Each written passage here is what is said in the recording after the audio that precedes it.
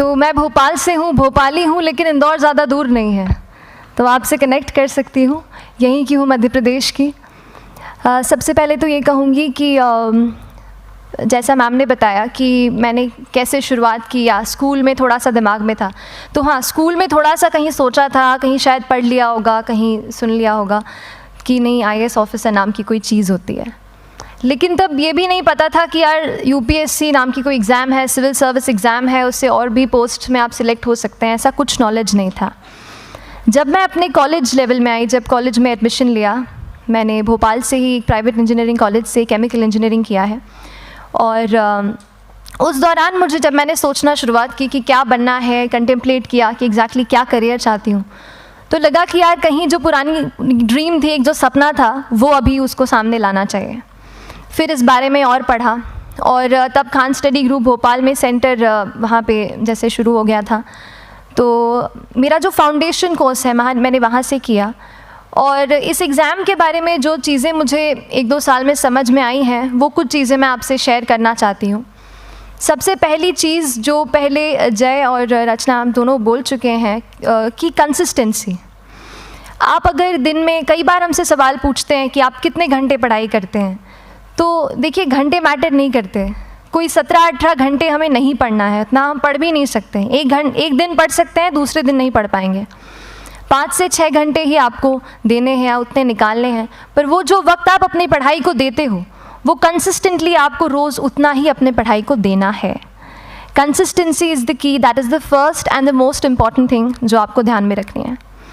दूसरी चीज़ इस एग्ज़ाम में मुझे लगता है इक्वली इम्पॉर्टेंट है, क्योंकि ये जर्नी लंबी होती है। जैसे एग्ज़ाम ही 1 साल तक चलती है, आप प्रीलिम्स देते हैं, फिर आप मेंस देते हैं, आप इंटरव्यू में जाते हैं पर्सनालिटी टेस्ट के लिए, तो एग्ज़ाम 1 साल तक खुद चलती है। उसके पहले मान लीजिए आप 1-1.5-2 साल पहले से प्रिपेयर कर रहे हो, तो ये जर्नी काफ़ी लंबी रहती है। उस जर्नी में मेंटली अपने आप को मोटिवेट रखना, अपने आप को बूस्ट करते रहना, वो भी इक्वली इम्पॉर्टेंट है, और इसीलिए अपने आप पर भरोसा बेहद ज़रूरी है।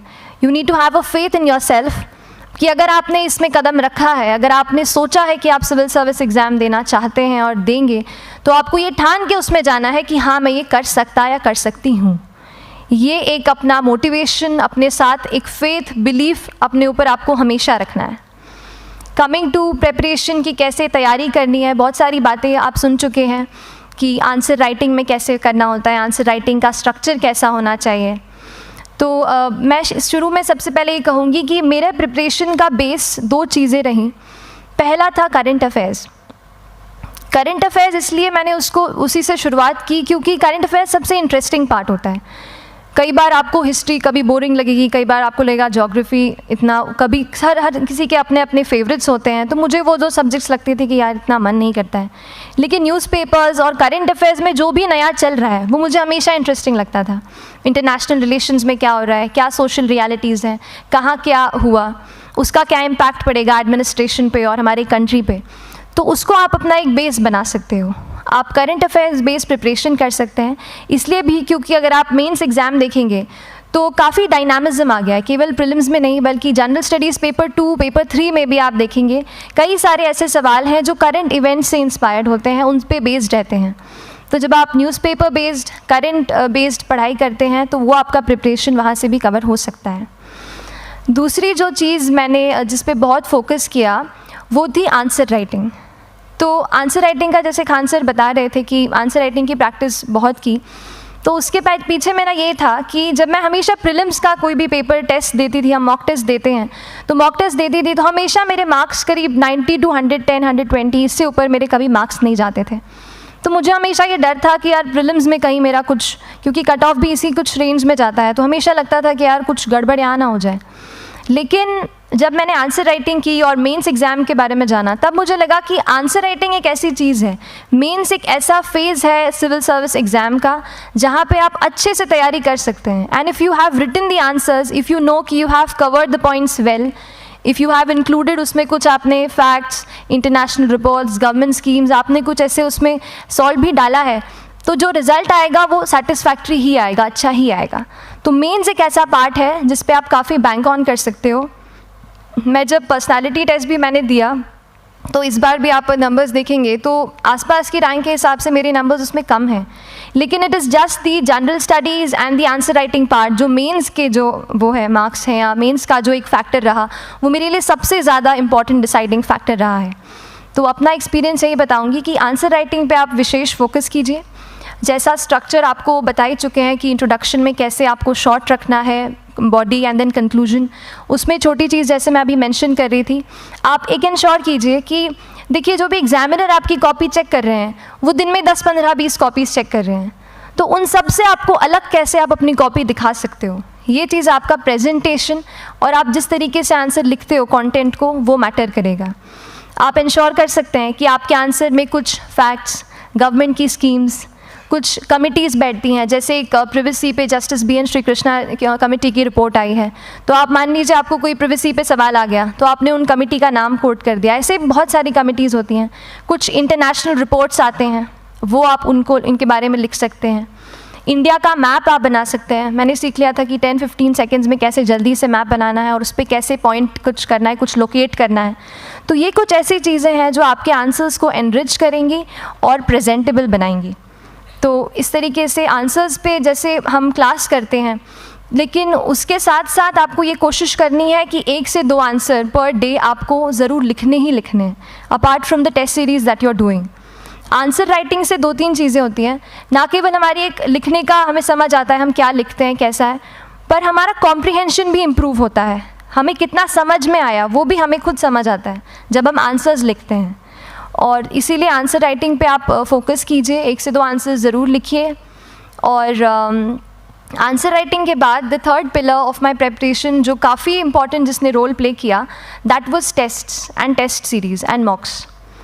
देखिए हम पढ़ रहे हैं यहाँ पर, I will also come to the point कि हम कैसे दिल्ली, भोपाल और इंदौर में प्रिपेयर करके बिना दिल्ली जाए हम कैसे कर सकते हैं, I will come to that point. पर उसके पहले टेस्ट की थोड़ी बात कर लेती हूँ कि टेस्ट देना क्यों ज़रूरी है। हम ये जो एग्ज़ाम दे रहे हैं सिविल सर्विस की, ये एक ऑल इंडिया लेवल एग्ज़ाम है and this cut throat competition. तो उसके लिए आप केवल पढ़ते रहें, सारी बुक्स, मटेरियल्स, स्टैंडर्ड ये करंट का सब पढ़ लें, लेकिन अगर आप ये नहीं जज कर पाए कि आपका क्या लेवल है at an all India level, तो चीज़ें समझ में आप नहीं, मतलब आप आगे नहीं बढ़ पाएंगे या सही डायरेक्शन नहीं पकड़ पाएंगे। तो इसलिए आप टेस्ट से घबराइए मत। कई बार टेस्ट का इनर्शिया होता है, ऐसे लगता है कि जब तक पूरा सिलेबस कंप्लीट नहीं कर लूँ तब तक टेस्ट नहीं दूंगा, लेकिन सच में बात ये होती है कि जब तक हम GS के मतलब पेपर देने अंदर भी घुसते हैं ना, तब भी उस सेकंड पे लग रहा होता है कि कुछ छूट गया है हमारा।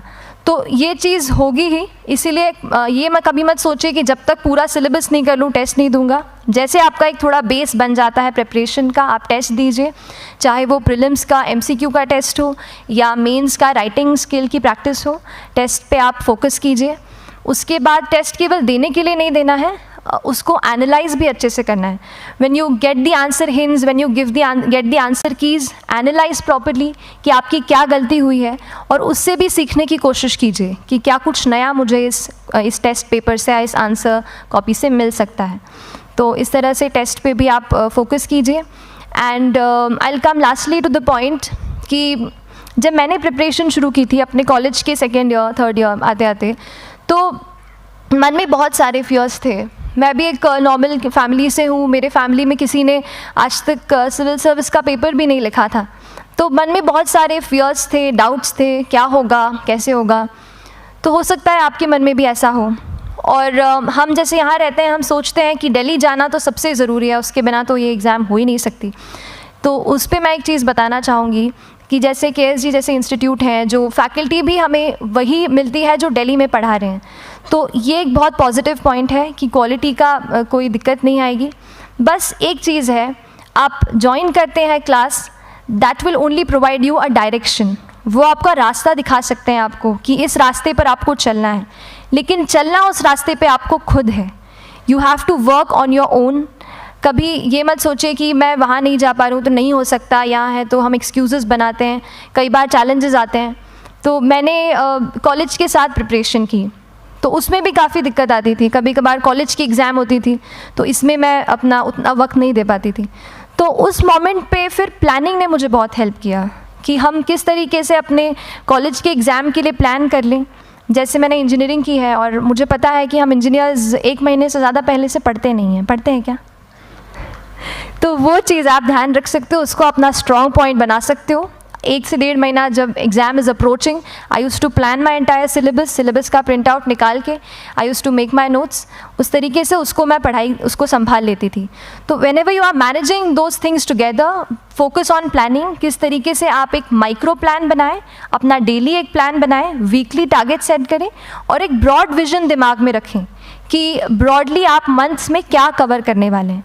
अगर आप प्लानिंग अच्छे से करते हैं तो ज़्यादातर पोर्शन आपका वहीं से कवर हो जाता है, और जब आप टारगेट्स बनाते हैं, उनको टिक करते हैं, तो एक सेंस ऑफ कंप्लीशन भी आपको मिलता है कि yes I am on the right path और मैं सही जा रहा हूँ या जा रही हूँ। तो इस तरीके से प्लानिंग पे भी इक्वली फोकस कीजिए। एंड बस यही सिंगल बिगेस्ट मैसेज मेरी तरफ से यही रहेगा कि आपने अगर ठान लिया है, अगर आप सोचते हैं कि आप एग्ज़ाम क्रैक कर सकते हैं, तो आपको रोकने वाला और कोई नहीं, आप खुद ही हो सकते हैं। तो खुद आप अपनी रुकावट कभी मत बनिए, एक्सक्यूज़ेस मत बनाइए। ऑब्स्टिकल ज़रूर आएंगे, उन्हें आपको चैलेंज करना है। Challenges are meant to be challenged. तो सही तरीके से अपने ऑब्स्टिकल्स को हैंडल कीजिए, और इस एग्ज़ाम में अगर आप सही स्ट्रैटेजी रखते हैं तो आप अपने एक अटैम्प्ट में ही इसको क्रैक कर सकते हैं। एंड एनीवेज आप जो भी अटैम्प्ट नेक्स्ट रखते हैं, दिल में यही रखिएगा कि जो ये मेरा नेक्स्ट अटैम्प्ट होने वाला है, ये मेरा बेस्ट अटैम्प्ट होने वाला है। कभी भी इस एग्ज़ाम को हाफ हार्टेडली मत दीजिए कि चलो दे के देखता हूँ कैसा है पैटर्न का एग्ज़ाम का। अगर एग्ज़ाम का पैटर्न देखना है ना, तो घर पे 3 घंटा टाइम लगा के एग्ज़ाम दे दो, बस केवल पैटर्न देखने के लिए एग्ज़ाम अटैम्प्ट मत कीजिए। जब आप एग्जामिनेशन हॉल में जा रहे हैं या कोई अटैम्प्ट आपने सेट किया है, तो अपना सब कुछ उस एग्ज़ाम को दीजिए, अपना टाइम, एनर्जी, फोकस, जितना भी करेक्ट आप उसमें पॉजिटिविटी डाल सकते हैं उसको दीजिए, एंड पूरी तैयारी के साथ ही इस पेपर को दीजिए, and I am sure that you will succeed. So till then, all the very best to you and good luck. Thank you so much.